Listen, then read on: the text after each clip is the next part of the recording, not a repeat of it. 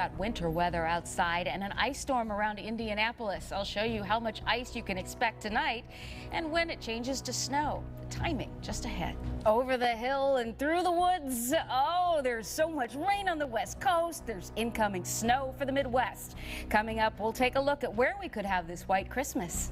Right along the coast of Mexico, too, we've got some moisture coming up. Two very large storm systems bringing rain in on both coasts, both sides. I'll show you why and where next. That is near the highest that we've seen for late September. This is bringing flash flooding into many parts of the Southwest. I'll show you where the heaviest storms are right now and where they'll continue through tomorrow. Incredible flooding into parts of the, I'll say, southeast, because I'm going to show you where the flooding happened and also show you the track of the storm that everyone from Florida up the East Coast is watching closely. I'll show you what's the latest on that coming up. We had record rainfall anywhere from Detroit over to Portland, Maine, and I'll show you some of the damage and where rain has come back today. And the unique part of this, where you can see the bright reds, 8 to 10 inches of rainfall, and that is in La Cordillera Central. That is that mountain range where the winds wrapped around. The radar showing a cluster of storms earlier today moving onshore. It was coming in behind a cold front that has dumped snow across the inland parts of the Southwest. That pattern is going to continue. Here it is, spring break. A lot of folks like to go to Padre Island. A lot of folks like to go to Panama City, Florida, and you're going to get the rain showers. John, this particular cluster of thunderstorms that caused the sandstorm to move across Tehran did have record wind speeds, and as you said, 69 miles per hour was the official recorded speed. You can see on the satellite as the cluster passed through the area. Folks that went through it said the sky went black, and on a cell phone we captured an impressive photo.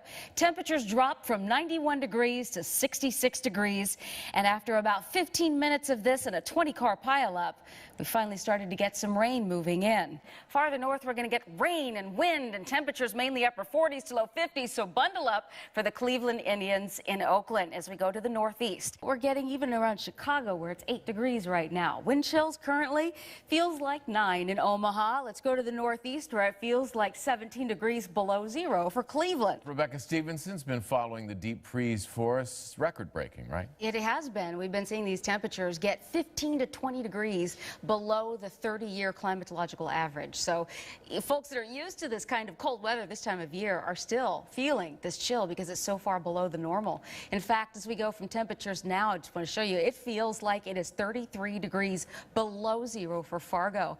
And incidentally, it is the temperature minus 20. That's what we have to get to have temperatures allow skin to freeze in less than half an hour.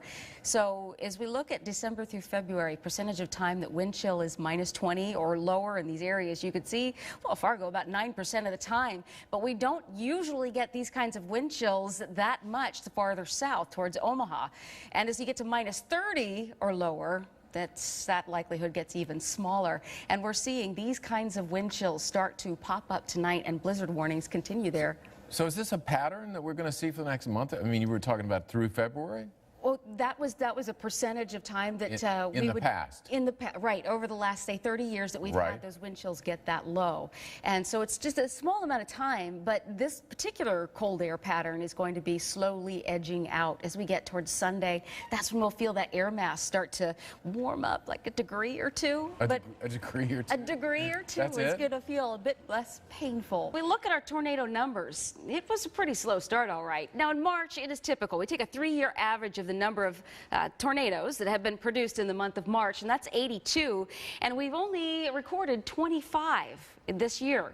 But now as we get into April, look at the spike in action. It goes all the way up to 350 tornadoes in the month of April. So far we've had 11. We could easily be adding big numbers to this all of a sudden. So it'll seem like a rapid spike just because we're starting to get that warmer, moist air coming up off the Gulf of Mexico, and the jet stream is going to be lifting north slowly, trying to balance cold and hot air from the north and south.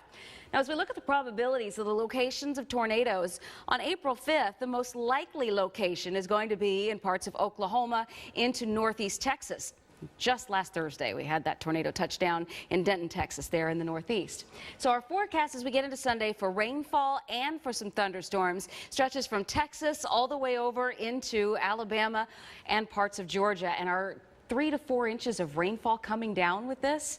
That's going to cause issues with flooding. We've got flash flood watches already impacting parts of the southeast as we get through the day tomorrow. That will continue. Where we get rain changing over to lighter showers is in the Pacific Northwest, and it's going to dry out nicely for you tomorrow.